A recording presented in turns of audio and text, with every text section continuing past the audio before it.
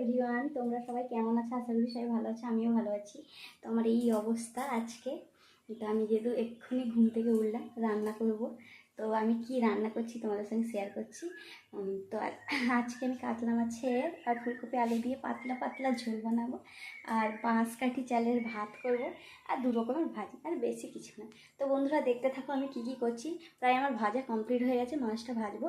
তো দেখতে থাকো কি করছি। কপিটা ডুমু ডুমু কেটে আমি নুন দিয়ে জল দিয়ে রেখে দিয়েছি, কারণ যদি পোকা টোকা থাকে বেরিয়ে যাবে। আর আলুগুলো আমি ডুমু ডুমু করে তেলে ভেজে নিয়েছি। আর মশলা করার জন্য হালকা পাতলা যেহেতু ঝোল বানাবো, জিরে আর আদা একটু অল্প পেস্ট করে নিয়েছি, আর টমেটো কুচি, পেঁয়াজ কুচি। এখানে ভাতের জল, এই যে বাঁশকাঠি চালটা আমি একটু ভিজিয়ে রেখেছি আধ ঘন্টা, তারপর ভাতে তুলবো। এই ভাতের জল গরম করতে বসিয়ে দিয়েছি। তারপর মাছটাকে আমি সব পেটি সাইজটা নিয়েছি, আর বাকিগুলো সব রেখে দিয়েছি। এই পেটি সাইজের মাছগুলো খেতে আজকে খাবো, তাই জন্য প্রথম হলুদ দিয়ে দিলাম, পরিমাণ মতো লবণ দিয়ে দিলাম, দিয়ে ভালো করে ম্যাশ করে নেব, মাখিয়ে নেবো ভালো করে এক একটা করে।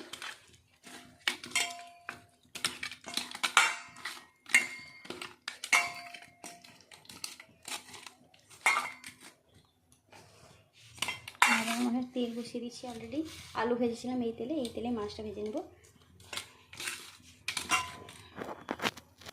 এই কড়াইতে রান্না করতে খুব ভালো লাগে, সত্যি বলতে। আমি এই কড়াইটা আজকে 25 বছর হয়ে গেল এই কড়াইটা, সত্যি বলছি বন্ধুরা।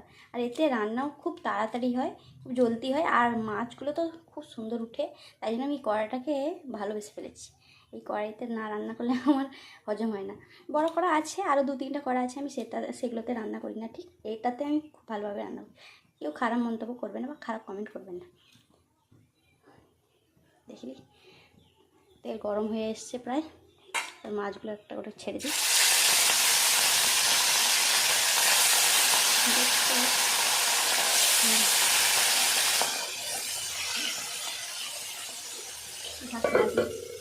যেহেতু তেলগুলো সব এদিক সেদিক যাবে, তো তাই জন্য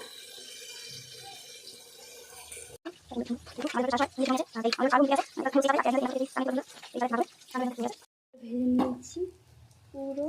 যেহেতু আমাদের ঘরে কেউ জ্যান্ত মাছ তেমন, মানে এইসব কাতলা বা রুই বা পোনা এগুলো কেউ খেতে চায় না। আর যদিও খাবে, এরকম পুরো মোড় করবে ভাজা, বুঝতে পারছেন বন্ধুরা? এটা টেস্ট থাকে আমি বুঝতে পারি না বাবা।